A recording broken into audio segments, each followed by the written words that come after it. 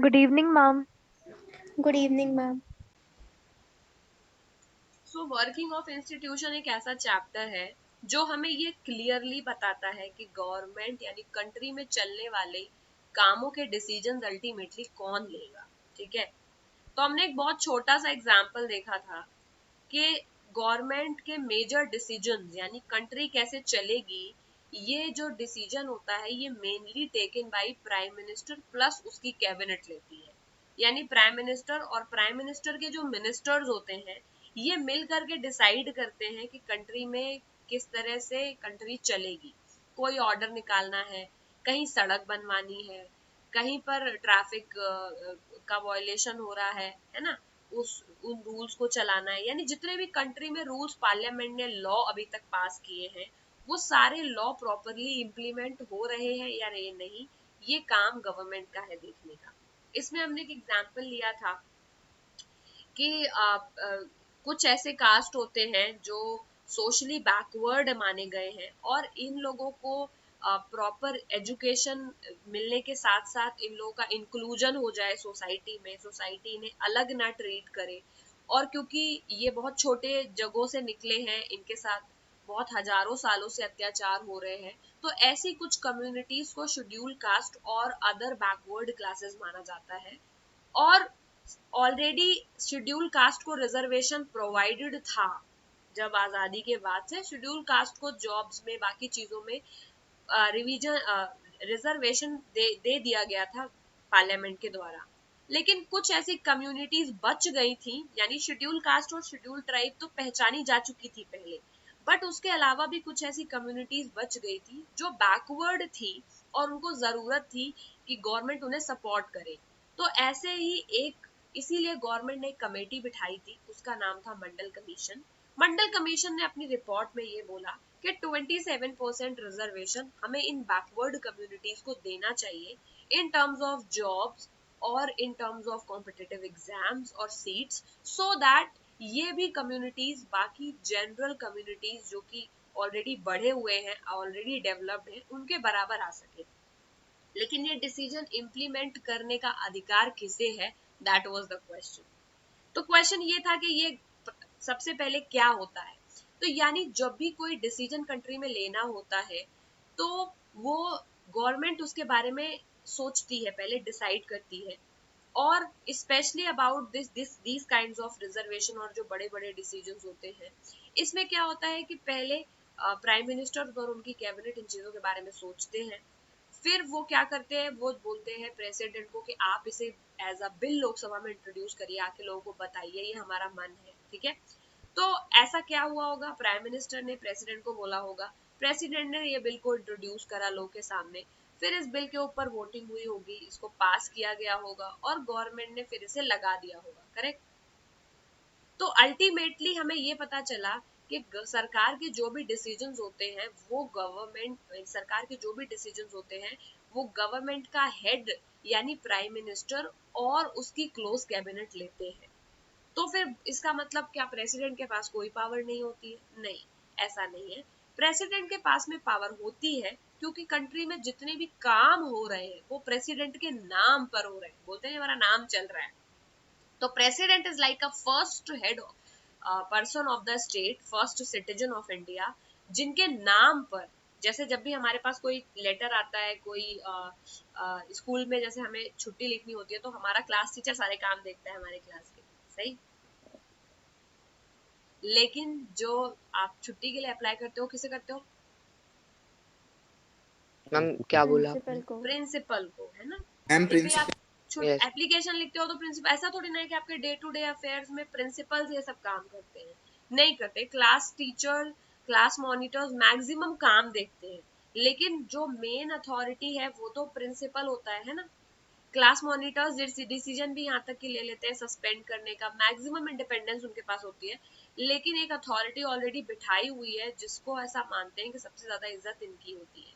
तो प्रिंसिपल और प्रेसिडेंट एकदम इक्वल नहीं है क्योंकि स्कूल में सबसे ज्यादा पावर प्रिंसिपल के पास होती है, बट कॉन्स्टिट्यूशन ऑफ इंडिया ने सबसे ज्यादा पावर तो प्राइम मिनिस्टर को दी है। लेकिन प्रेसिडेंट का वही रोल है जो जो रोल होता है प्रिंसिपल का, यानी जब भी सरकार कोई काम करती है, कोई भी डिसीजन इंप्लीमेंट करती है, तो वो जिस पेपर वगैरह पे निकालते हैं उस पे साइन अल्टीमेटली प्रेसिडेंट का लगता है, समझ गए? यानी government of India yes ma'am. कोई भी पर्चा कोई भी लिख करके फॉरेन के किसी कंट्री को भेजेगी तो उसमें नीचे प्रेसिडेंट ऑफ इंडिया के साइन होंगे। यानी कंट्री का कोई भी काम प्रेसिडेंट ऑफ इंडिया के नाम पर होता है। और यही रीजन है कि जब भी गवर्नमेंट कोई डिसीजन लेती है या पार्लियामेंट जब भी कोई लॉ बनाती है तो वो लॉ बनने के बाद अल्टीमेटली जाता है प्रेसिडेंट के पास, और प्रेसिडेंट को उस बिल पे साइन करना पड़ता है, तभी वो लीगल माना जाता है, करेक्ट? अगर कोई बिल पार्लियामेंट के 750 लोकसभा और राज्यसभा के लोगों ने मिलकर भले ही कोई बिल पास कर दिया, लेकिन अगर वो बिल पे प्रेसिडेंट ने साइन नहीं किया तो क्या वो बिल एक्ट बन सकता है? वो लॉ माना जाएगा कंट्री में? नहीं माना जाएगा। तो प्रेसिडेंट का साइन होना बहुत जरूरी है। तो क्या प्रेसिडेंट मना कर सकता है साइन करने से? क्योंकि अगर प्रेसिडेंट साइन करने से मना कर देगा तो सबसे ज्यादा पावर तो प्रेसिडेंट के पास हो गई। कोई भी लोग मैम बिल, वो सिर्फ एक ही बार मना कर सकता है। करेक्ट, एक बार वो रिटर्न कर सकते हैं।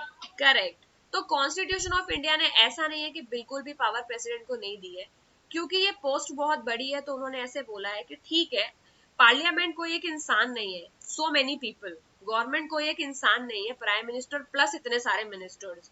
तो ऐसा वैसे भी माना जाता है कि गवर्नमेंट को वैसे भी पूरा अधिकार है, क्योंकि वो इलेक्शन जीत कर पहुंचे हैं, कि वो कंट्री के लिए कोई भी डिसीजन ले सके। लेकिन फिर भी अगर उनके डिसीजन पे प्रेसिडेंट को आपत्ति है, उनको लगता है कि ये डिसीजन सही नहीं लिया है, तो एक बार आप रिकंसीडर करने के लिए भेज सकते हैं प्रेसिडेंट।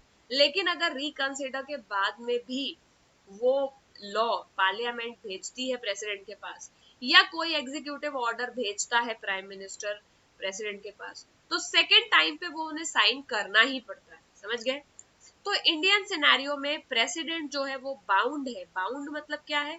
उसके ऊपर बाउंडेशन है कि उसे प्राइम मिनिस्टर और प्राइम मिनिस्टर की जो कैबिनेट है उसकी एडवाइस प्रेसिडेंट को सूनर और लेटर माननी ही पड़ती है। बात ठीक है? Yes ma'am. यस क्यों मैम। हंस रहे हो सारे के सारे? क्या जोक है मेरे को भी बताओ, मैं भी हंसूंगी। अलग अलग हंस रहे हैं।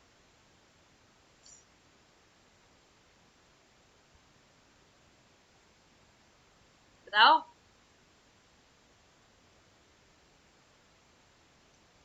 क्या चल रहा है तुम्हारे शैतानी दिमाग में?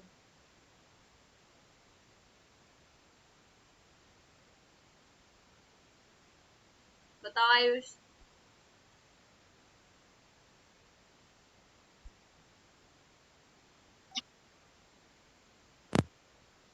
नहीं चल रहा।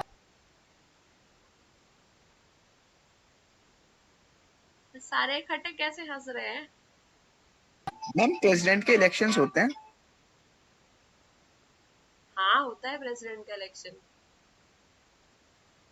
मैम वोट कौन करता है उनको? राज्यसभा के मेंबर्स, और जो मेंबर्स इलेक्टेड डायरेक्टली नहीं है वो करते हैं प्रेसिडेंट के इलेक्शन में वोट।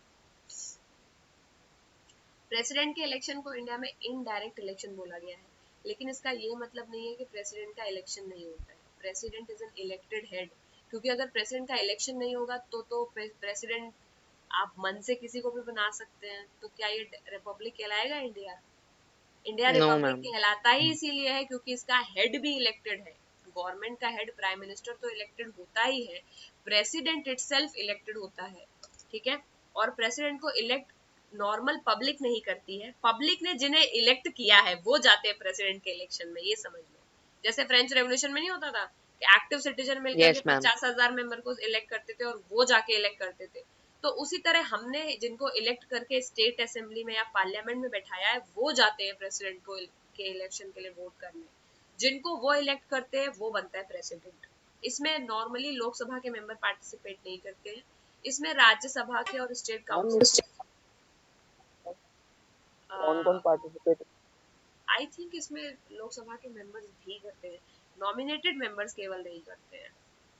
दोनों ही सदनों के मेंबर करते हैं। लेट मी जस्ट चेक, मैं अचानक से भूल गई हूँ। हाँ, तब तक ये तो बताओ कि हंस क्यों रहे हो? मक्कारो। पार्लियामेंट यानी लोकसभा और राज्यसभा दोनों के ही मेंबर्स वोट करते हैं, ठीक है? Both the houses of parliament यानी पार्लियामेंट के 2 हाउसेज है, एक है लोकसभा और राज्यसभा, दोनों के ही मेंबर्स जाते हैं प्रेसिडेंट के इलेक्शन में पार्टिसिपेट करने।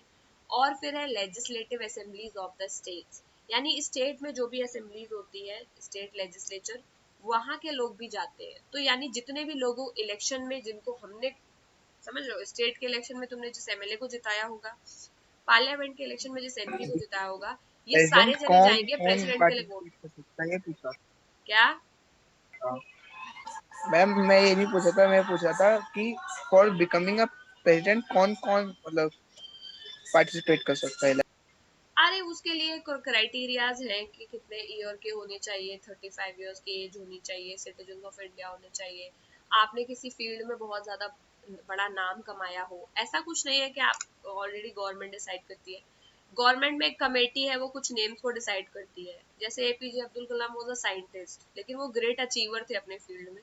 तो ऐसे इंसान जो अपने फील्ड, कल को सचिन तेंदुलकर भी बन सकता है। अपने फील्ड में जो आपने ग्रेटेस्ट अचीवमेंट है आपका, सोशल वर्कर होने चाहिए, आपको लोग जानते होने चाहिए। तो गवर्नमेंट की नजर में हर बार ऐसे 2-3 नाम होते हैं, मैक्सिमम ये वो लोग होते हैं जो राज्यसभा के ही मेंबर रह चुके होते हैं, क्योंकि गवर्नमेंट किसी भी कॉमन इंसान को तो प्रेसिडेंट के इलेक्शन के लिए खड़ा करती नहीं है। मतलब वो नॉर्मल, क्योंकि उसके लिए कोई ऐसा क्राइटेरिया नहीं है कि इसी को बनना चाहिए, तो कोई भी बन सकता है। जैसे प्राइम मिनिस्टर कोई भी बन सकता है, लेकिन क्या हर कोई बनता है प्राइम मिनिस्टर? नहीं। जो फेमस हो जाते हैं वो किसी पार्टी में होते हैं। जैसे नरेंद्र मोदी थे, वो बहुत फेमस थे क्योंकि वो गुजरात के सीएम थे, है ना, और धीरे धीरे करके उतने फेमस हो गए कि वो प्राइम मिनिस्टर बन गए। सिमिलरली प्रेसिडेंट के केस में होता है कि जो किसी भी फील्ड में अचीवर्स होते हैं उनमें से किसी का 2-4 लोगों का नाम सेलेक्ट किया जाता है, फिर उन पर इलेक्शन कराया जाता है, और फिर उसको उनमें जिसको सबसे ज्यादा वोट मिलता है वो बनता है प्रेसिडेंट। क्लियर है? लेकिन अगर बनने की बात बोलो कि क्या कोई भी बन सकता है, तो यस, कोई भी बन सकता है। ज्यादा महंगा कह रही हूँ, ज्यादा बड़े क्राइटेरियाज नहीं है, ठीक है, कि नहीं बहुत कोई कंडीशनैलिटी, यस। सिंपल लोग भी जाते हैं वहाँ पे। तो प्रेसिडेंट जो है वो क्या करते हैं, जो हमने ये इमेज पूरा पढ़ा है, इसके बाद डिसीजन मेकर्स, यहाँ तक, यहाँ से ही होगा ना। तो हमने ये देखा कि बेसिकली मेजर पॉलिसी डिसीजन कौन लेता है। तो major policy decision is taken by prime minister plus उसकी कैबिनेट।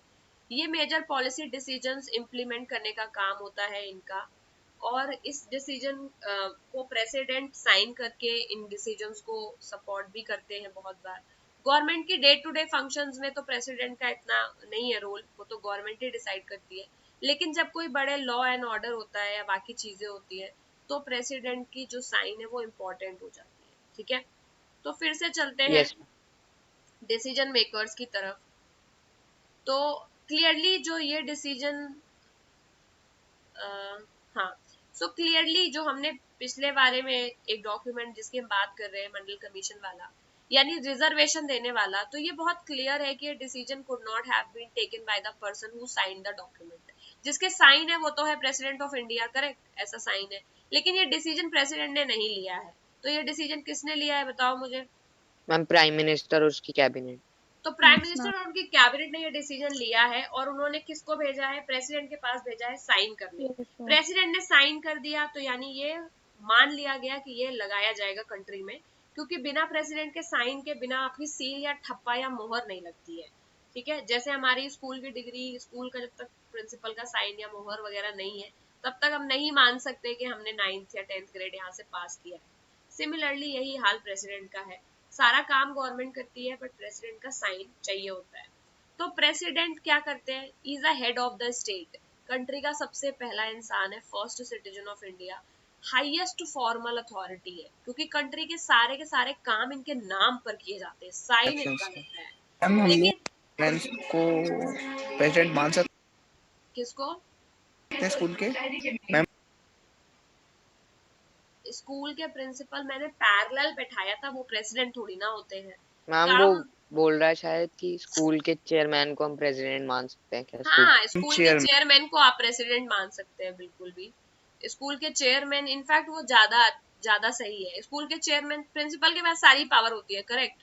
तो principal is like prime minister. लेकिन कुछ लोग होते हैं जो ट्रस्टी होते हैं स्कूल के, उनको स्कूल से कोई लेना देना नहीं होता है ना। स्कूल के ज्यादातर काम वो देखते नहीं है, या वो चेयरमैन होते हैं, उनको ज्यादा काम स्कूल में नहीं देखते हैं। लेकिन वो फॉर्मल अथॉरिटी है, उनके साइन वगैरह लगते हैं सर्टिफिकेट्स पे। उसी लाइक मैम इन अ स्कूल फादर।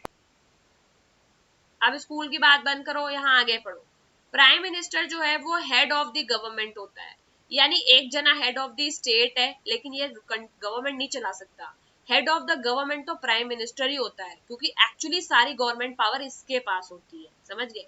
यानी प्राइम मिनिस्टर ही डिसाइड करेगा कि ये रिजर्वेशन देना है या नहीं देना। प्रेसिडेंट बस इतना ही कर सकता है कि साइन करना या नहीं करना, लेकिन वो ये नहीं डिसाइड कर सकता कि रिजर्वेशन एक्चुअली देना है या नहीं देना। रिजर्वेशन एक्चुअली देना है या नहीं देना है, ये तो प्राइम मिनिस्टर और उसकी कैबिनेट ही डिसाइड करेगी। तो कंट्री के जितने भी इंपॉर्टेंट डिसीजंस होते हैं ये प्राइम मिनिस्टर लेता है, और इसीलिए कंट्री में सबसे ज्यादा पावरफुल भी प्राइम मिनिस्टर ही होता है, करेक्ट।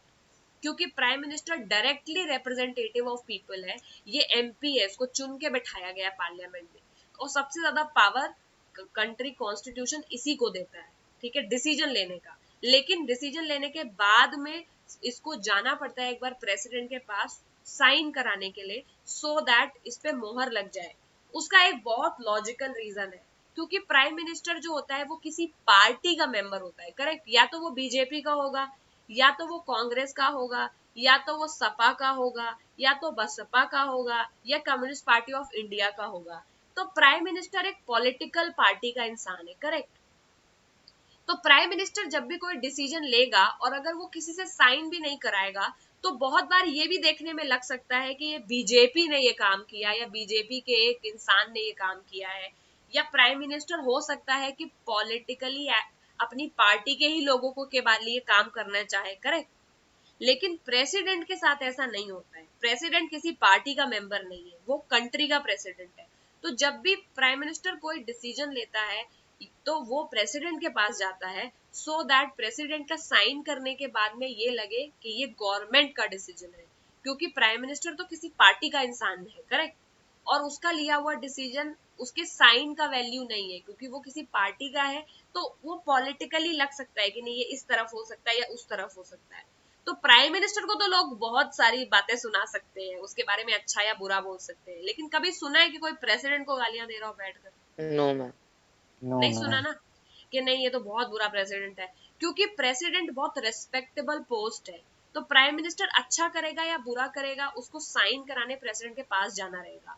और अगर प्रेसिडेंट प्राइम मिनिस्टर अच्छा काम नहीं करेगा तो अगले इलेक्शन में उसे वोट नहीं मिलेगा।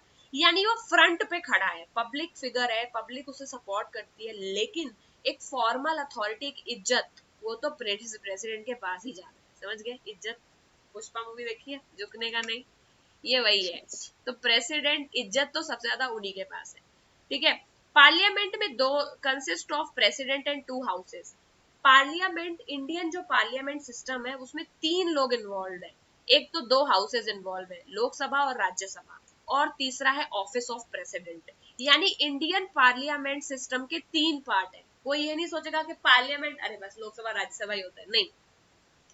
ऑफिस ऑफ प्रेसिडेंट भी पार्लियामेंट का पार्ट होता है, और यही रीजन है कि सबसे पहले कोई बिल लोकसभा या राज्यसभा में आता है, करेक्ट। फिर वो दूसरे लोकसभा या मान लो लोकसभा में आया, फिर वो राज्यसभा किया जाता है, वही बिल पास करने के लिए भेजा जाता है, और फाइनली वो प्रेसिडेंट के पास भेजा जाता है साइन करने के लिए, करेक्ट। तो इसको बोलते हैं पूरा पार्लियामेंट्री सिस्टम। आप प्राइम मिनिस्टर कहाँ है इसमें? प्राइम मिनिस्टर लोकसभा में जो सबसे मेजर पार्टी है, जो इलेक्शन में जीत करके बैठी है, उसका हेड है। और वो प्राइम मिनिस्टर इसीलिए बना है क्योंकि मैक्सिमम लोग उसे सपोर्ट करते हैं, करेक्ट। फॉर एग्जाम्पल लोकसभा में 550 सीट्स है, इन पे इलेक्शन किया, 300 सीट बीजेपी का आया, और बीजेपी मेजोरिटी में है, तो बीजेपी का जो नेता होगा यानी मोदी जी, वो बन गए प्राइम मिनिस्टर। तो लोकसभा के अंदर प्राइम मिनिस्टर और उसकी पार्टी सबसे बड़ी पार्टी होते हैं, करेक्ट, जीतने के बाद। और इसीलिए वो लोग कंट्री को चला रहे होते हैं 5 साल के लिए।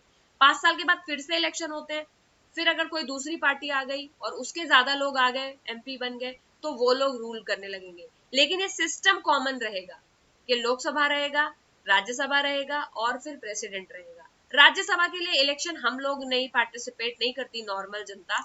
राज्यसभा का जो इलेक्शन होता है वो भी इनडायरेक्टली इलेक्टेड लोग होते हैं, करेक्ट।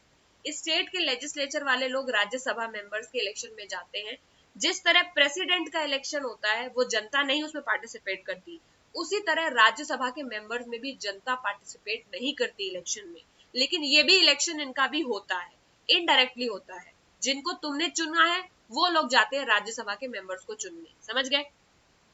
तो ये पूरा सिस्टम है और इस पूरे सिस्टम को पार्लियामेंट्री सिस्टम बोलते हैं। यानी पार्लियामेंट में 3 लोग इन्वॉल्व है। बहुत काम आएगा इसलिए पढ़ते चलो, 10th में बहुत ज्यादा काम आएगा कॉन्सेप्चुअली। वहां मैं एक एक चीज नहीं बैठ के बताऊंगी। तो president, prime minister is the head of the government.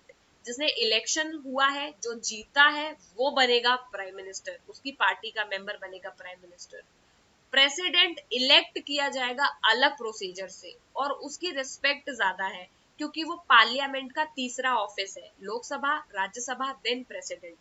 जब भी कोई बिल यानी कोई भी कानून कंट्री में बनता है तो वो लोकसभा या राज्यसभा कहीं भी शुरू हो सकता है वो कानून, क्योंकि इंडियन कॉन्स्टिट्यूशन के हिसाब से राज्यसभा के 245 मेंबर और लोकसभा के 545 मेंबर, यानी ये 545 मेंबर जिनको हमने वोट देके बिठाया है और ये 245 मेंबर जो भी इलेक्ट होके आए हैं, हमने वोट नहीं दिया है लेकिन हमने जिन्हें वोट दिया है स्टेट्स में उन लोगों ने इनको चुन के बिठाया है।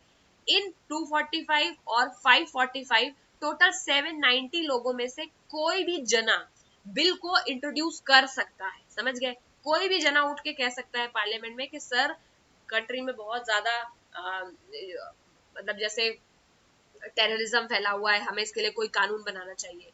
कंट्री में बहुत ज्यादा करप्शन हो रहा है, हमें बहुत इसके लिए कानून बनाना चाहिए। तो कोई भी जना बिल को इंट्रोड्यूस कर सकता है किसी भी हाउस में, लोकसभा में या राज्यसभा में। लेकिन जिस भी हाउस में ये बिल इंट्रोड्यूस होता है पहले तो उस हाउस में वोटिंग होती है। तो फॉर एग्जाम्पल राज्यसभा में, लोकसभा में मोदी जी और उनके बहुत सारे जने बैठे हैं। कोई एक इंसान है जिसको लगता है कि अभी जो हाल ही में एग्रीकल्चर कानून कंट्री ने बनाया, गवर्नमेंट ने, वो अच्छा नहीं है, इसके खिलाफ कोई कानून पारित करना चाहिए या इसके खिलाफ हमें कोई लॉ निकालना चाहिए, ठीक है? उसने इंट्रोड्यूस करा, उसके पास पूरी आजादी है, कोई भी मेंबर ऑफ पार्लियामेंट के पास।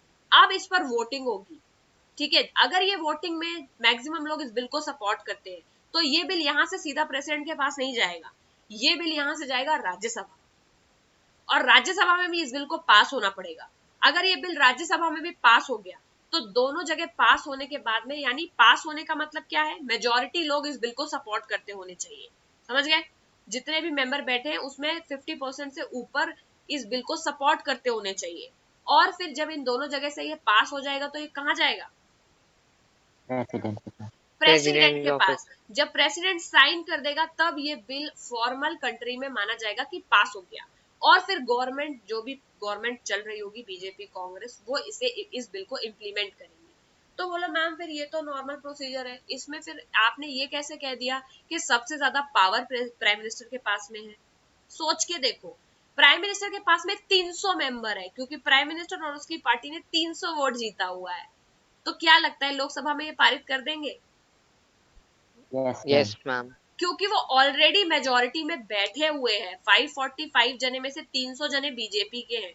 तो जब भी कोई बिल आएगा तो ये 300 के पास में पावर है उसको पास करने का या उसको हटा देने का। इसीलिए बोला जाता है कि प्राइम मिनिस्टर ज्यादा पावरफुल है, क्योंकि अगर प्राइम मिनिस्टर की गवर्नमेंट चाहेगी तो ये बिल पास हो जाएगा और अगर प्राइम मिनिस्टर की गवर्नमेंट चाहेगी तो ये बिल पास नहीं होगा, क्योंकि मैक्सिमम लोग उसकी पार्टी के बैठे हुए वहां पर। अगर वो सपोर्ट करेंगे तभी ये बिल निकलेगा। तो समझ गए एक्चुअल पावर कहाँ है? एक्चुअल पावर तो बिल को पास कराने में ना। जब बिल पास होगा ही नहीं तो कैसे जाएगा प्रेसिडेंट के पास में? ठीक है, तो इसीलिए गवर्नमेंट में जो लोग हाईएस्ट नंबर में होते हैं, जो लोग ज्यादा जिन्हें जीत के जाते हैं, उनके पास पहले से ही पावर होती है। और वो इसीलिए होता है कि हमारी कंट्री में गवर्नमेंट और पार्लियामेंट एक ही है। पार्लियामेंट के अंदर बैठने वाले लोग एक्चुअली वही तो गवर्नमेंट भी है ना? और ऐसा बहुत कम जगह होता है। जैसे यूएस में एक लॉ मेकिंग बॉडी है, उसका नाम है कांग्रेस, यूएस कांग्रेस। कांग्रेस केवल लॉ बनाती है, कांग्रेस लॉ को चलाती नहीं है, समझ गए? क्लियर है? ये देखो, ये चीज बहुत समझने वाली है, इसको प्लीज समझ लो वरना जिंदगी भर कंफ्यूज ही रहोगे। हमारी कंट्री में लॉ, अच्छा बताओ, गवर्नमेंट के 3 पार्ट होते हैं, है ना? क्योंकि ये समझ लिया तो सब कुछ ऑलरेडी समझ आ जाएगा इस चैप्टर में। कोई भी गवर्नमेंट, कोई भी कंट्री में 3 बॉडी होती है। एक वो बॉडी होती है जो लॉ बनाती है, इसको बोलते हैं लॉ मेकर्स, करेक्ट? दूसरी वो बॉडी होती है जिस लॉ को चलाती है, इसको बोलते हैं एग्जीक्यूटिव। एग्जीक्यूटिव वो लोग हैं जो एग्जीक्यूट करते हैं, इस लॉ को अप्लाई करते हैं सब जगह, समझ गए। और तीसरी होती है जुडिशरी, वो लोग हैं जो लोग लॉ को नहीं मान रहे। कौन से लॉ? जो लॉ मेकर ने बनाया है। जो लोग इन लॉ को नहीं मान रहे, जुडिशरी उनको पनिश करती है, ठीक है। तो जुडिशरी के पास में तो कोई किसी को डाउट होगा नहीं, हमारे यहाँ सुप्रीम कोर्ट, एपेक्स कोर्ट है, और उसके नीचे आते हैं हाई कोर्ट, हाई कोर्ट के नीचे आते हैं डिस्ट्रिक्ट कोर्ट, करेक्ट, और उनके नीचे आते हैं पंचायत वाले कोर्ट, है ना, गांव की पंचायत। तो ये सारे तो इकट्ठे काम कर रहे हैं, तो जुडिशरी तो एकदम अलग है। लेकिन हमारी कंट्री में जो लॉ मेकर है, उस बॉडी का नाम है पार्लियामेंट। तो पार्लियामेंट पूरा एक टर्म है, लेकिन इसमें 3 जने हैं। कौन कौन है? एक है लोकसभा, एक है राज्यसभा, और राज्यसभा। एक है प्रेसिडेंट। प्रेसिडेंट। यानी प्रेसिडेंट। कोई भी लॉ तब बनता है जब लोकसभा या राज्यसभा में से कोई एक जगह पर इस बिल को उठाया जाए, इस बात को उठाया जाए। फॉर एग्जाम्पल, अभी जो एग्रीकल्चर देखा है ना, कितना प्रोटेस्ट हो रहा था एग्रीकल्चर लॉ के ऊपर। तो ये एग्रीकल्चर वाला लॉ या तो लोकसभा या तो राज्यसभा, कहीं ना कहीं तो कोई ना कोई मेंबर ने इसको उठाया होगा, इस बिल को। यस फिर मैम। इस बिल पर वोटिंग कराई गई होगी। तो मान लो लोकसभा में, क्योंकि ये बिल मोदी जी की पार्टी लाई है, तो मान लेते हैं कि मोदी जी ने इस बिल को इंट्रोड्यूस किया लोकसभा में, ठीक है। अब लोकसभा में टोटल 545 मेंबर्स बैठे हुए हैं, इनमें से 300 तो मोदी जी की पार्टी के, बीजेपी के ही है, यानी ये 300 जने जीत के गए थे 2019 वाले इलेक्शन में। राज्यसभा में टोटल 245 लोग बैठे हुए हैं, इसमें से भी लगभग मान लो कि 150 लोग हैं जो बीजेपी को सपोर्ट करते हैं, क्योंकि जो ये 300 लोगों ने, ये 300 लोग गए होंगे राज्यसभा मेंबर की वोटिंग के लिए, करेक्ट। तो ये 300 लोगों ने उन्हीं लोगों को इलेक्ट किया होगा जो लोग बीजेपी को सपोर्ट करते होंगे। पूरा यस मैम। सिस्टम चल रहा है। तो क्योंकि राज्यसभा के मेंबर्स में के इलेक्शन में भी स्टेट के लोग पार्टिसिपेट करते हैं, तो एग्जाम्पल ले लेते हैं यूपी का और राजस्थान का। ध्यान से सुनना, यूपी में है 400 जने, राजस्थान में भी है 400 जने। ये स्टेट इलेक्शन वाले लोग हैं, ये यूपी में ये योगी जी के सरकार के लोग हैं 400 लोग, ठीक है। और राजस्थान में भी जो है ये है बीजेपी के सरकार के लोग। ये सारे जने पहुंचे हैं राज्यसभा के इलेक्शन के लिए, क्योंकि राज्यसभा के इलेक्शन में स्टेट इलेक्शन के लोग भी जाते हैं, वो लोग जिन्हें जनता ने चुन के बिठाया है। तो मोदी जी ने योगी जी को फोन किया कि तुम्हारे 400 एमएलए जो है वो इस जने को वोट देंगे, क्योंकि इसको मैं राज्यसभा में ले जाना चाहता हूँ, समझ गए। तो बहुत टेक्निक है। तो स्टेट असेंबली के जो लोग हैं उन लोगों ने जाकर के इलेक्ट किया, राज्यसभा के मेंबर के में वोटिंग करने वो गए, और जो पार्टी स्टेट में ज्यादा होगी वही राज्यसभा में मैक्सिमम मेंबर उस पार्टी के बैठे होंगे, करेक्ट। क्योंकि सारे ही, मान लो अभी सबको पता है कि ऑलमोस्ट सारे स्टेट्स में बीजेपी रूल कर रही है, 20-22 में तो कर ही रही है, यानी इन सारे स्टेट लेजिस्लेटिव असेंबलीज में बीजेपी के कैंडिडेट बैठे हुए हैं जो लॉ बनाते हैं। ये लोग जब जाएंगे राज्यसभा में वोट करने के लिए, तो किसको वोट करेंगे? उन्हीं लोगों को तो वोट करेंगे जो बीजेपी को सपोर्ट करते होंगे, यस मैम। और वोट करके बैठाएंगे। यानी लोकसभा में 545 में से 300 जने बीजेपी को सपोर्ट करते हैं, और राज्यसभा में जिन लोगों का इलेक्शन हुआ है उनमें से भी मैक्सिमम लोग बीजेपी को सपोर्ट करते हैं, क्योंकि इनके इलेक्शन में भी बीजेपी के चुने हुए एमएलए ही गए थे वोट करने, समझ गए। तो कुल मिलाकर के लोकसभा में 300, राज्यसभा में 150। अब बीजेपी कोई बिल लेकर के आई तो वो तो तुरंत पास हो जाएगा, क्योंकि लोकसभा में भी इसकी मेजोरिटी है, राज्यसभा में भी इसकी मेजोरिटी है, करेक्ट। कांग्रेस के मान लो लोकसभा में 50 ही लोग बैठे और राज्यसभा में 30 ही लोग बैठे, कांग्रेस कितनी भी कोशिश कर ले, पर कांग्रेस क्या इस बिल को रोक सकती है पास होने से? नहीं रोक सकती, क्योंकि बिल के लिए तो 50% से ऊपर की ही मेजोरिटी चाहिए। तो जैसे यानी 545/2 से ज्यादा लोग जैसे ही हाथ खड़ा करेंगे वैसे ही बिल पास मान लिया जाएगा। तो बीजेपी के लिए बहुत ही आसान है किसी भी बिल को पास करना, और यही रीजन है कि पिछले 5 सालों में बहुत सारे कानून लाई है गवर्नमेंट, करेक्ट। क्योंकि गवर्नमेंट के सारे मेजोरिटी वाले लोग बैठे हुए लोकसभा और राज्यसभा में, कोई भी बिल लाते हैं फटाक से हाथ उठ जाता है और वो बिल फटाफट पास हो जाता है। अब ये बिल गया पास होकर के प्रेसिडेंट के पास, और प्रेसिडेंट इस बिल पे साइन करना ही पड़ेगा, क्योंकि कॉन्स्टिट्यूशन के हिसाब से प्रेसिडेंट की मजबूरी है कि प्राइम मिनिस्टर और उसकी रिटन कैबिनेट ने का जो भी डिसीजन है वो प्रेसिडेंट को मानना ही पड़ेगा। एट मैक्स वो एक बार मना कर सकता है। तो मान लो कि ये कृषि कानून या एग्रीकल्चर बिल हमारे प्रेसिडेंट रामनाथ कोविंद जी को नहीं अच्छा लगा, इन्होंने ये वापस भेज दिया, गवर्नमेंट ने फिर से भेज दिया इनके पास। जब दोबारा भेज दिया तो इनको ये बिल साइन करना पड़ा और एग्रीकल्चरल जो लॉ है वो कंट्री में आ गया। ठीक है, तो बहुत यस आसान था लॉ को पास करना, लेकिन जब लॉ को लगाने की बारी आई तो राकेश टिकैत, जितने भी फार्मर्स नेता है, वो सारे जने प्रोटेस्ट पे बैठ गए कि हम इस बिल को नहीं लागू करने देंगे, क्योंकि लागू करने का काम भी मोदी जी का ही है। ये क्या हो रहा है? बोलोगे मैम ये तो इस सब जगह ऐसा लग रहा है जैसे मोदी जी ही पावरफुल है। लग रहा है कि नहीं लग रहा है? Yes ma'am. तो बोलो मैम ये 3 नई नई बॉडी बनाने का फायदा ही क्या हुआ? अच्छा नहीं होता कि अगर एक बॉडी होती वो केवल लॉ बनाती, उसमें मोदी जी का कोई लेना देना नहीं होता, और वो बॉडी जो लॉ बनाती बस ये एग्जीक्यूटिव मोदी जी और उनकी गवर्नमेंट को बस ये लॉ चलाना होता। समझ गए? तो यस मैम फॉर एग्जाम्पल ये जो लॉ मेकर है कोई और लोग होते, कोई और लोग, हमें नहीं पता कौन, बट कोई और लोग होते, उनको किसी तरह हमारी कंट्री के लोगों ने इलेक्ट करके बैठाया होता है ना, और वो लॉ मेकर जो होते वो प्रेसिडेंट पीएम नहीं होते, उनका काम कंट्री को चलाना नहीं होता, तो वो लोग शायद अच्छा लॉ बनाते, और वो लॉ जो बनाते गवर्नमेंट का काम होता केवल उस लॉ को लगाना, तो सब चीज कितनी अलग अलग और आसान हो जाती ना। यहाँ पे तो वो लोग खिचड़ी मची हुई है, लॉ पास भी इन्होंने करा लिया, अब लॉ लगाने भी यही निकले हैं। करेक्ट? तो ऐसा इसीलिए हो रहा है क्योंकि हमारी कंट्री में एग्जीक्यूटिव और लॉ मेकर ये एक ही लोग हैं। समझ गए? यस मैम कैसे? पार्लियामेंट जो लॉ पास करती है, इस पूरे चार्ट को देखो, पार्लियामेंट की लॉ मेकिंग बॉडी है। लेट अस सपोज कि मोदी जी का ऑफिस पार्लियामेंट में नहीं है, मोदी जी केवल प्राइम मिनिस्टर है और इनकी अलग एक पार्टी में ये रूल कर रहे हैं कंट्री को, तो बहुत आसान होता। पार्लियामेंट के लिए अलग इलेक्शन होते कंट्री में, लोकसभा में लोग जाते, राज्यसभा में अलग लोग जाते, ये और प्रेसिडेंट का तीसरा ऑफिस होता। ये तीनों जने मिलके कोई लॉ पास करते और इस लॉ को इनको मोदी जी को पकड़ा देते, चलाओ कंट्री जाकर। तो मोदी जी के पास केवल इतनी ही पावर होती कि ये कंट्री में लॉ लगाएंगे, कैसे लगाएंगे, कहाँ कहाँ लगाएंगे, ये लॉ अच्छा है या बुरा, ये क्या मोदी जी डिसाइड कर सकते थे? Know at ma'am. मैक्स ये इतना ही कर सकते थे कि ये पार्लियामेंट को एक चिट्ठी भेज देते कि सर इस चीज के बारे में कोई लॉ नहीं है, एक काम करो आप एग्रीकल्चर पे कोई लॉ बना दो, क्योंकि मेरा काम तो है नहीं लॉ बनाना, है ना, सब आसान हो जाता। लेकिन अभी क्या हो रहा है? अभी तो ये हो रहा है कि पार्लियामेंट में टोटल बैठते हैं लगभग 800 लोग। ठीक है, 800 लोग में 545 जने तो बैठते हैं लोकसभा में और राज्यसभा में बैठते हैं 245 लोग। ठीक है, उसके अलावा ये प्रेसिडेंट अलग बैठते हैं, ये जने लॉ बनाते हैं।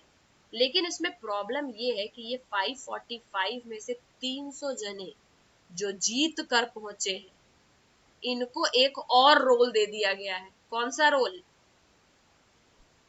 मैम लॉ बनाना, लॉ चलाने का।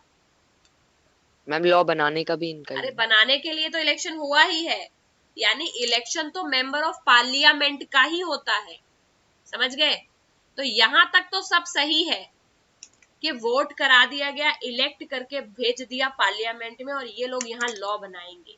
लेकिन ये 545 लोग कहलाते हैं MP, member of parliament. Correct? Rajya Sabha वाले 245 भी कहलाते हैं एमपी। इनका होता है डायरेक्ट इलेक्शन जिसपे अपन वोट देने जाते हैं हर 5वीं साल में, है ना, और इनका होता है इनडायरेक्ट इलेक्शन।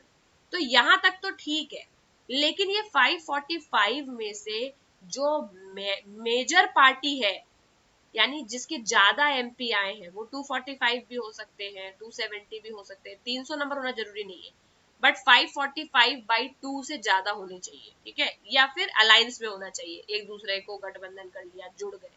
लेकिन जिस जिस भी पार्टी के मैक्सिमम वोट है, वो पार्टी को ये राइट भी दिया जाता है कि तुम कंट्री को रूल करो, और उसके हेड को बनाया जाता है प्राइम मिनिस्टर। सही है? यानी कि एक तरह की बात देखा जाए तो ये 545 में से मान लो सपोज 300 लोग बीजेपी के हैं, तो ये 300 लोग बेटा एमपी भी हैं, इन ये मेंबर ऑफ पार्लियामेंट है, यानी ये लॉ तो बनाएंगे ही क्योंकि इसके लिए तो इनका इलेक्शन ही हुआ है। एट द सेम टाइम ये लोग क्या है? मिनिस्टर हो सकते हैं। कैबिनेट मिनिस्टर हो सकते हैं, पीएम भी हो सकते हैं। तो इन लोगों के पास में दो काम है, एक तो है लॉ बनाना और दूसरा है लॉ चलाना, करेक्ट। और Yes, यही ma'am. रीजन है कि कोई भी पार्टी जो मेजोरिटी में इंडिया में आती है वो बहुत ज्यादा पावरफुल हो जाती है, क्योंकि वो दोनों काम कर ले जाती है। जब पार्लियामेंट में लॉ बनना होता है तो ये लोग नंबर में ज्यादा है तो हाथ खड़ा कर देते हैं कि नहीं नहीं यही लॉ बनेगा, और सेम ही लोग लॉ को लगा भी रहे हैं तो सेम ही लोग गवर्नमेंट में मिनिस्टर बन के बैठ जाते हैं, highway minister, home minister, finance minister. क्योंकि ये मिनिस्टर का काम तो कंट्री को चलाना होता है ना। फाइनेंस मिनिस्टर का क्या काम है कि कंट्री में सारे डिपार्टमेंट में पैसा पहुंचना चाहिए। होम मिनिस्टर का क्या काम है कि कंट्री में लॉ एंड ऑर्डर मेंटेन रहना चाहिए, है ना। डिफेंस मिनिस्टर का क्या काम है कि कंट्री में सारा डिफेंस का काम सही रहना चाहिए, है कि नहीं। उसी तरह एजुकेशन मिनिस्टर का काम है कंट्री में सबको एजुकेशन प्रोवाइड करना। क्या इन सबका ये काम है लॉ बनाना? नहीं, लॉ बनाना तो पार्लियामेंट का काम है। लेकिन प्रॉब्लम ये है कि पार्लियामेंट में बैठे हुए लोग ही हमारे यहाँ कंट्री भी चलाते हैं, और ये हमारे कॉन्स्टिट्यूशन में लिखा हुआ है।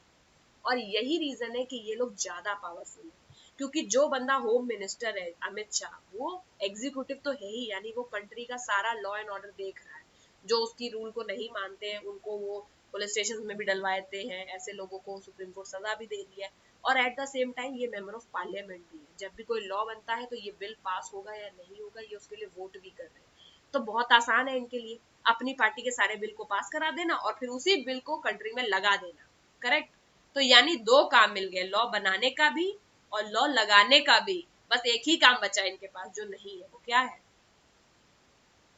जुडिशरी। जुडिशरी। जुडिशरी, सजा देना। और पुराने जमाने में किंग को देखो तो किंग के पास तीनों राइट्स होते थे, करेक्ट। लॉ बनाता भी वही था, जैसे अकबर, आज से टैक्स कम किया जाता है, बन गया लॉ। कौन है वो मक्कार जिसने हमारा पेमेंट किया नहीं टैक्स का, जरा लेकर के आओ उसको 100 सोने की मोहरें, उसके ऊपर जुर्माना। गद्दार तूने में से इस आवाज में बात की, गला काट दो इसका। तो ये जुडिशरी का काम भी यही कर, सुना है ना। तो पुराने जमाने में किंग लोग तीनों काम करते थे। वो लोग लॉ बनाते भी थे, लॉ को लगाते भी थे, और उसके साथ जो लोग नहीं मानते थे उनको वो सजा भी देते थे। तो इसी को, तीनों के पास एक ही पावर थी, इसीलिए उनकी पावर बहुत ज्यादा हो जाती थी, है ना। और इसीलिए जो किंग थे वो अपने आप को गॉड समझने लगे थे, क्योंकि उनके पास सारी पावर थी। लॉ को बनाना, कल से कह देंगे कल से इस कंट्री में कोई भी विमेन पढ़ेगी नहीं, बन गया लॉ। उन्होंने कह दिया, लॉ बन गया किंग ने। और फिर अगले दिन बोल दिया नहीं, आज से सारे लड़कों को भी कुर्ता पजामा पहन के निकलना पड़ेगा, बन गया लॉ। तो ऐसे बोलते बोलते लॉ बन जाता था। फिर जो लोग लॉ नहीं माना, मान लो कोई पैंट शर्ट में निकल गया, उसको बुला करके तुरंत गला कटवा दिया। तो इस तरह से जो चीजें हैं उसको क्या बोलते हैं, कोई सिस्टम नहीं है ना। जो लोग लॉ बना रहे हैं वही लॉ लगा रहे हैं, वही सजा भी दे रहे हैं। तो इसीलिए इन चीजों को अलग किया गया। लॉ बनाने वाली बॉडी को लेजिस्लेचर बोला गया, जो लोग कंट्री को चलाते हैं उनको एग्जीक्यूटिव बोला गया, और जो लोग सजा देंगे उनको जुडिशरी बोला गया। तीनों चीजों को अलग कर दिया गया ताकि किसी के पास भी मैक्सिमम पावर ना रहे। लेकिन इंडियन गवर्नमेंट में दो खास बातें, इनके पास तीन में से दो पावर है, और यही रीजन है कि ये ज्यादा पावरफुल हो जाते हैं। और फिर ये ऐसी चीजें करते हैं जिसकी वजह से प्रोटेस्ट करना पड़ता है लोगों को, क्योंकि लॉ भी यही बनाते हैं और लॉ भी यही लगाते हैं। तो किसी को समझ आया कि क्यों फार्मर्स बिल इतनी जल्दी पास हो गया? Yes ma'am. Yes, ma'am. Farmers bill इसीलिए जल्दी पास हो गया क्योंकि पार्लियामेंट में सारे बीजेपी के ही लोग बैठे हुए हैं, उन्होंने तुरंत वोट करके पास करा दिया। और क्यों फार्मर्स बिल को वो वापस नहीं ले रहे थे, बताओ? क्योंकि वो गवर्नमेंट के हेड है, और वो उनके लिए बहुत आसान था बिल को वापस ना लेना। क्यों? क्योंकि उनको पता है कि ये बिल वो फिर से फटाक से पास करा सकते हैं। और इसीलिए बहुत सारे जो लॉ है कंट्री में वो फटाफट पास किए गए हैं और उनको वापस भी नहीं लिया गया। ये पावर ही तो है गवर्नमेंट की, जिन्होंने आर्टिकल 370 हटा दिया कश्मीर से। क्यों हटा दिया? क्योंकि ये पार्लियामेंट में भी मैक्सिमम नंबर में है और पावर में भी मैक्सिमम नंबर में है। तो ये लोग अब जो भी चाहे वो लॉ लाते हैं और उसी लॉ को लगाते हैं। जब प्रोटेस्ट होता है तो सुप्रीम कोर्ट को आना पड़ता है, फिर वो बोलती है कि भाई इस लॉ को हटाओ या वो करो। तो इस बार इन्होंने इस लॉ को वापस ले लिया। क्यों? क्योंकि लोगों ने एक्सेप्ट नहीं किया। यही तो ब्यूटी है डेमोक्रेसी की, करेक्ट। कि अल्टीमेटली अगर तुम इलेक्शन करके बिल पास करके लॉ बना भी लोगे, लॉ को लगा भी दोगे, लेकिन अगर जनता ने एक्सेप्ट करने से मना कर दिया, जनता प्रोटेस्ट करने लगी, क्योंकि डेमोक्रेसी में free speech and expression allowed होता है, तुम प्रोटेस्ट कर सकते हो, ये राइट है तुम्हारा। और जैसे ही तुम प्रोटेस्ट करोगे वैसे ही गवर्नमेंट को बिल वापस लेना पड़ेगा। अगर ये किंग का टाइम होता तो इसमें से तीसरा एलिमेंट हट जाता, कौन सा? Ma'am protest, judicial. प्रोटेस्ट वाला। क्योंकि क्योंकि किंग के टाइम में freedom of speech and expression नहीं होता था, जो किंग बोल देता था वही सही होता था। किंग के खिलाफ अगर तुम कोई चीज पब्लिकली बोल दोगे तो वो किंग की इंसल्ट, तौहीन मानी जाती थी और तुरंत गला वाला काट दिया जाता था। तो ये चीज जब नहीं थी तो ये मोनार्की थी, है ना, और इसीलिए जनता के पास कोई पावर नहीं थी। अगर वो चीज कंट्री में आज होती तो क्या लगता है ये फार्मर्स बिल वापस लेती government? No ma'am. No ma'am. क्योंकि बाकी सारी पावर तो गवर्नमेंट के पास ऑलरेडी है, पास कराने की, लगाने की। केवल एक पावर है जो गवर्नमेंट के पास में आज भी नहीं है, वो ये है कि वो किसी को मना नहीं कर सकती अपने मन की बात बोलने से, क्योंकि ये डेमोक्रेसी है। और यही रीजन है कि लोगों ने इतना प्रोटेस्ट किया इस बिल का, और यही रीजन है कि गवर्नमेंट को पीयर प्रेशर की वजह से ये बिल को वापस लेना पड़ा, है ना। पावर शेयरिंग में देखा था ना, हॉरिजॉन्टल एंड अच्छा टेंस में देखा। ठीक है, तो अब ये बात समझ आ गई कि कौन किस कंट्री को कैसे कहाँ चला रहा है, सब बात क्लियर है। Yes ma'am. तो हमारी कंट्री में मेजर प्रॉब्लम बेटा ये है कि जो एग्जीक्यूटिव यानी जो गवर्नमेंट है वो सबसेट है पार्लियामेंट का। सबसेट का मतलब पार्लियामेंट में बैठे 545 और 245 जने, लेकिन इनमें से मैक्सिमम लोग 545 में से लेट अस सपोज 300 तो गवर्नमेंट के ही लोग हैं, क्योंकि ये 300 लोग गवर्नमेंट भी चला रहे हैं। तो सबसेट हो गई ना, 545 बिगर सेट और 300 सबसेट। यानी हमारी कंट्री में गवर्नमेंट पार्लियामेंट के अंदर ही है, एक बॉल के अंदर एक और छोटी बॉल पड़ी हुई है, वो छोटी बॉल है गवर्नमेंट और बड़ी बॉल है पार्लियामेंट। और यही रीजन है कि छोटी बॉल बहुत परेशान करती है, क्योंकि वो लॉ बना भी लेते हैं और उसको फटाफट लगा भी देते हैं। अब किसी को क्लियर है कि डिसीजन मेकर एक्चुअली कौन है कंट्री में? Yes ma'am. ठीक है, चलो अगर ये सारी बातें समझ आ गई हैं, हाँ तो फिर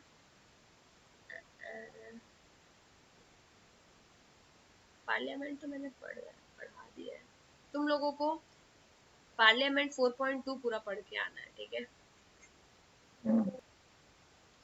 क्योंकि ये वाला ऊपर हमने सब डिस्कस कर लिया है। Complication, working institutions, political institution की क्या जरूरत है, ये देखो लिखा हुआ ना, prime minister and the cabinet institution that take all important decisions, पता है ना? Yes ma'am.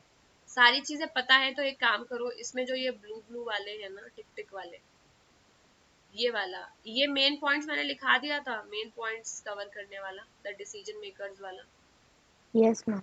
Yes ma'am. इन 4 को लिख लिया है ना, तो अब ये 6-7 वाले यहाँ तक ये मेन पॉइंट्स, डिसीजन मेकर कौन है ये तुम्हें ये लिख करके लाना है, अगर नहीं लिखा तो ये लिख लो, who are the decision makers in a country. फिर दूसरा है कि नीड फॉर पॉलिटिकल इंस्टीट्यूशंस में से ये 3 पार्ट लिखने के, why do we need political institution, हमें पॉलिटिकल इंस्टीट्यूशंस की जरूरत क्यों है, ठीक है। तो हमें पॉलिटिकल इंस्टीट्यूशन की जरूरत इसलिए है क्योंकि कंट्री के सारे इंपॉर्टेंट डिसीजंस पॉलिटिकल इंस्टीट्यूशंस ही लेते हैं, करेक्ट। गवर्नमेंट ही रिस्पॉन्सिबल होती है कंट्री के लोगों को सिक्योरिटी देने के लिए, उनको फैसिलिटीज, एजुकेशन, हेल्थ, ये सब गवर्नमेंट ही देती है। तो यहाँ से ये लिखना है कि we need political institutions because without that the country can not run. अगर गवर्नमेंट, पॉलिटिकल इंस्टीट्यूशन का क्या मतलब है? पॉलिटिकल इंस्टीट्यूशन का मतलब जैसे एजुकेशन इंस्टीट्यूशन वो जहाँ पढ़ाई होती है, तो पॉलिटिकल इंस्टीट्यूशन वो जो लोग कंट्री को चलाते हैं, जहाँ पर कंट्री से रिलेटेड चीजें बनाई जाती है, करेक्ट। इंस्टीट्यूशन इस जगह, प्लेस, बिल्डिंग। तो पॉलिटिकल इंस्टीट्यूशंस वो जगह है जो कंट्री को चलाने में हेल्प करती है, जैसे गवर्नमेंट है ना, तो गवर्नमेंट सबसे बड़ी पॉलिटिकल इंस्टीट्यूशन है। तो पॉलिटिकल इंस्टीट्यूशन यानी गवर्नमेंट के बारे में बात कर रहे हैं। तो गवर्नमेंट की हमें क्या जरूरत है बताओ? अगर गवर्नमेंट नहीं होती तो सड़कें कौन बनवाएगा बोलो मैम? इजी लैंग्वेज में पढ़ना सीखो, ये सब टफ लिखा हुआ है लेकिन टफ इसमें कुछ नहीं है। तो क्वेश्चन केवल ये है कि हमें गवर्नमेंट की क्या जरूरत है, बताओ गवर्नमेंट की क्या जरूरत है? बोलो गवर्नमेंट नहीं होगी तो लॉ कौन लगाएगा? गवर्नमेंट नहीं होगी, अगर गवर्नमेंट पुलिस को नहीं बोलेगी तो पुलिस पुलिस स्टेशन में नहीं बैठेगा, तो पुलिस पुलिस स्टेशन में बैठेगा तो मेरे घर में चोर आ जाएगा, है ना। होंगी सारी प्रॉब्लम की नहीं होंगी, क्योंकि अगर गवर्नमेंट नहीं होगी तो लॉ एंड ऑर्डर ही नहीं होगा कंट्री में, जिसके जो मन में आएगा वो वही करेगा, क्योंकि सबको पता है कि लॉ लगाने वाला कोई है ही नहीं, अपने मन का करो। फिर गवर्नमेंट है वही तो सिक्योरिटी देती है, पानी वानी नहीं आएगा कहाँ जाएंगे कंप्लेन करने? नगर निगम और ये सब जो पानी देते हैं ये कौन है? गवर्नमेंट के तो इंस्टीट्यूशन है। अगर घर में पानी नहीं आएगा, बिजली नहीं आएगा, तो तुम कहाँ जाओगे कंप्लेन करने? तो सिंपल है, ये तो वही बात होगी जिस तरह से सोसाइटी में मेंटेनेंस की जरूरत है, उसके बिना घर में झाड़ू पोछा सफाई कुछ नहीं हो पाएगा, कोई मेड भी अंदर नहीं आ पाएगी। कोई घर में जो पानी आता है पाइप में वो भी सब सोसाइटी का मेंटेनेंस ही तो देखती है। तो सोसाइटी को एक छोटी कंट्री मान के चलो, तो उसमें सबसे ज्यादा कौन काम कर रहा है? मेंटेनेंस ऑफिस, यानी जो चला रहा है सोसाइटी को, वही तो देखते हैं कि कब बिजली चली जाएगी तो बैकअप प्रोवाइड करना है। अगर वो लोग अपना काम बंद कर देंगे तो हम लोगों का तो बहुत बुरा हाल हो जाएगा। वही रीजन कंट्री में पॉलिटिकल इंस्टीट्यूशंस का है कि पॉलिटिकल इंस्टीट्यूशन अगर काम करना बंद कर देंगे तो क्या होगा? ना पानी, ना बिजली, ना एजुकेशन, ना खाना, ना सिक्योरिटी, सब कहाँ मिलेगा? तो ये लिखना है, समझ गए? फिर ये 3 पॉइंट लिखने हैं, समझ गए? Yes, ma'am. अब सब पढ़ा दिया है, अब सब पता है, ठीक है। अब हमें पार्लियामेंट पढ़ के आना है नेक्स्ट क्लास में। हम पार्लियामेंट ऑल्दो तुम्हें पता है, देखो मैंने 2 हाउस ऑफ पार्लियामेंट सब बता दिया, तो ओवर वे में मैंने सब बता दिया, लेकिन मैं फिर भी इसे 1 to 1 लाइन पढ़ाऊंगी, तुम लोग इसको पढ़ के आना है, बस यही करना है, ठीक है। पढ़ करके आना, अगली क्लास में खत्म हो जाएगा। Okay ma'am. पढ़ करके Okay, आओगे तो आधी चीजें तो पहले से ही समझ में आ जाएंगी। तो आज का तुम्हारा केवल काम है वो जो 2 क्वेश्चन लिखने हैं कि हमें पॉलिटिकल एग्जीक्यूटिव की क्या जरूरत है और मेजर पॉलिटिकल डिसीजंस कौन लेता है, ये 2 चीजें लिख के लानी है और इस चैप्टर को रीड करके आना है पूरा, ठीक है। मैक्सिमम चीजें समझ में Yes, आ जाएंगी। अगली क्लास में फटाफट इस चैप्टर को खत्म मैम कल ही है ना SST की क्लास? कल इंग्लिश की class okay ma'am. Tomorrow 4 o'clock English की क्लास, कल इंग्लिश का सिलेबस खत्म किया जाएगा।